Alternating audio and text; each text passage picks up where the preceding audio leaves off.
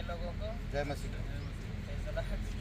आइए हम एक अच्छे योद्धा के बारे में देखेंगे। एक अच्छा योद्धा के क्या क्या गुण होने चाहिए और वो किस प्रकार से अपने जो जिस जिस जिस आर्मी में या जिस सेना में रिक्रूट होता है वो उसको प्रसन्न करना होता है। यहाँ पर हम दूसरा तीमुथियुस के वचन से पढ़ते हैं। पहला दूसरा तीमुथियुस दूसरा अध्याय का वचन 1 से। इसलिए है मेरे पुत्र, उस अनुग्रह में जो मसीह यीशु में है बलवंत हो, और जो बातें तूने बहुतों से गवाहों के समक्ष मुझसे सुनी है उन्हें ऐसे विश्वास योग्य मनुष्यों को सौंप दे जो दूसरों को भी सिखाने के योग्य हों। यहाँ पर हम वचन देखते हैं तो हमें लगता है कि तीमुथियुस थोड़ा सा जो जिस काम को करना था पौलुस सौंप के गया था उसको इफिसुस में, हम देखते हैं कि उस काम में लगता है वो ढीला हो गया या उस काम को करने में उसको कुछ दिक्कतें हो रही थी। इसीलिए कहता है कि हे मेरे पुत्र, उस अनुग्रह में जो मसीह यीशु में है बलवंत हो जा। कहीं न कहीं वो कमज़ोर था, इसीलिए पौलुस उसको समझा रहा है कि तू बलवंत हो जा, और जो बातें तूने बहुतों से गवाहों के समक्ष मुझसे सुनी है और जो बातें मैंने तुम्हें समझाया है, जो बातें मैंने सिखाई हैं, उन्हें ऐसे विश्वास मनुष्यों को सौंप दे जो दूसरों को सिखाने के योग्य हो। और तू इन बातों में बलवंत हो के उन ऐसे मनुष्यों को भी सिखा जो इसे आगे बढ़ाने में के योग्य हो, जो इन बातों को जो मैंने तुम्हें समझाई है, जो बातें मैंने सिखाई हैं, उनको वो आगे भी लोगों को सिखाने पाए। मसीह के अच्छे योद्धा के समान मेरे साथ दुख उठा। कहता है कि वो हो सकता है कि हताश हो गया हो, इसीलिए वो कहता है कि एक अच्छे योद्धा के समान। चाहे अगर हम युद्ध में देखते हैं कि अगर कोई व्यक्ति घायल भी हो जाता है फिर भी वो लड़ाई के लिए, जो विपक्षी सेना होती है उसके लिए लड़ने के लिए तैयार होता है। तो हो सकता है कि यहाँ पर तीमुथियुस को भी उसी तरह लड़ने के लिए बोलता है कि अच्छे योद्धा के समान मेरे साथ दुख उठा, क्योंकि वो पौलुस खुद भी दूसरी जगह रोम में वो जेल में बंद है ना, फिर भी वहाँ से वो प्रचार कर रहा है और इनको इफिसुस की कलीसिया में रखा गया था कि वहाँ की कलीसिया का देखभाल करे।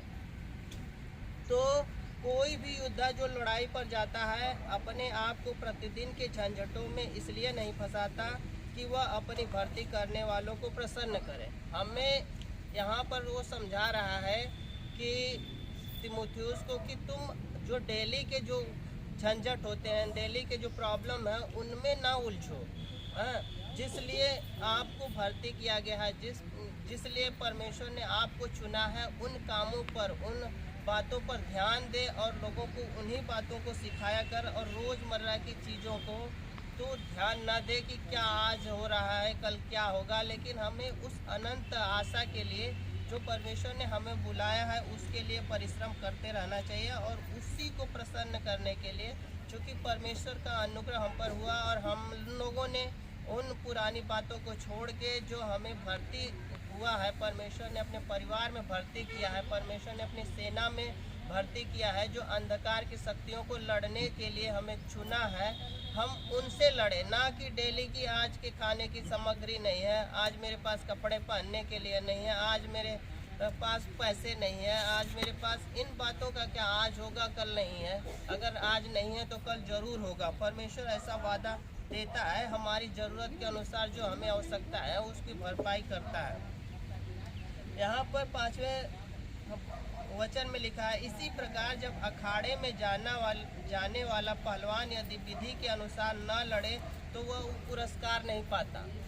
यहाँ पर बोलता है यदि हम भी परमेश्वर के अनुसार, विधि के अनुसार जो नियम है उनके अनुसार अगर ना लड़े तो हमें पुरस्कार नहीं मिलेगा। आप देख सकते हैं कि बहुत से ऐसे खिलाड़ी होते हैं जो बिना विधि के अनुसार लड़ते हैं, चाहे वो क्रिकेट हो, चाहे वो फुटबॉल हो, चाहे वो किसी प्रकार का दौड़ हो।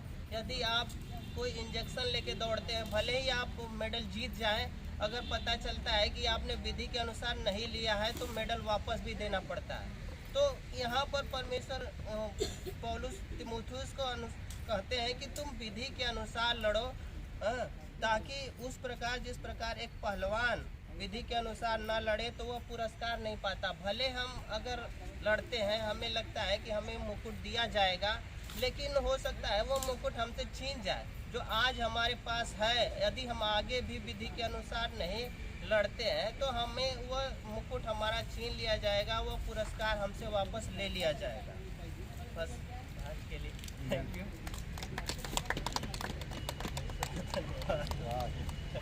पिता परमेश्वर प्रभु यीशु मसीह हम धन्यवाद देते हैं इस दिन के लिए, इस समय के लिए। पिता खास करके हमारे देश के लिए प्रार्थना करते हैं प्रभु यीशु मसीह, एकता देना देश में, विरोध, भ्रष्टाचारी, बेईमानी, प्रभु यीशु ये सारे आप नेताओं को आप स्थिर करते हो, आप उनको अगुवाई करो। अगर आप उस जगह पे रख सकते हैं तो उस जगह से हटा भी सकते हैं। प्रभु यीशु मसीह अंधविश्वास में लोग आज बढ़ रहे हैं देश में, और कई सारे सैतानिक चीज़ें बढ़ रहा है। प्रभु यीशु मसीह हम प्रार्थना करते हैं कि तेरी अनुग्रह, तेरी दया रहे और तेरी कृपा रहे। जीवित और पराक्रमी परमेश्वर, विश्वास के साथ प्रार्थना करते हैं, यकीन करते तो हमारी प्रार्थनाओं को सुनता है। धन्यवाद देते हैं, हमारे देश से तो बहुत प्यार करता है, और आत्माओं को जीतने में तू तेरे कलीसियाओं को सामर्थ के साथ अगुवाई करना, लीडर, अच्छे लीडर को उत्पन्न करना पिता, अच्छे नेताओं को उत्पन्न करना। प्रभु यीशु मसीह तेरे सुसमाचार के लिए द्वार खुले पिता, हर एक राज्य, हर एक जगहों पर प्रभु यीशु मसीह तेरी दया और कृपा है। धन्यवाद आज इस पिकनिक के लिए, धन्यवाद देते हैं हमारे ग्रेटर ग्रेस कलीसिया सभी भाई बहनों के लिए जो भी लोग आ रहे हैं और इस मौसम में भी आ रहे हैं। प्रभु यीशु मसीह तेरी दया और कृपा है। धन्यवाद इस संदेश के लिए। हम एक योद्धा की तरह लड़े पर नियम के अनुसार लड़े।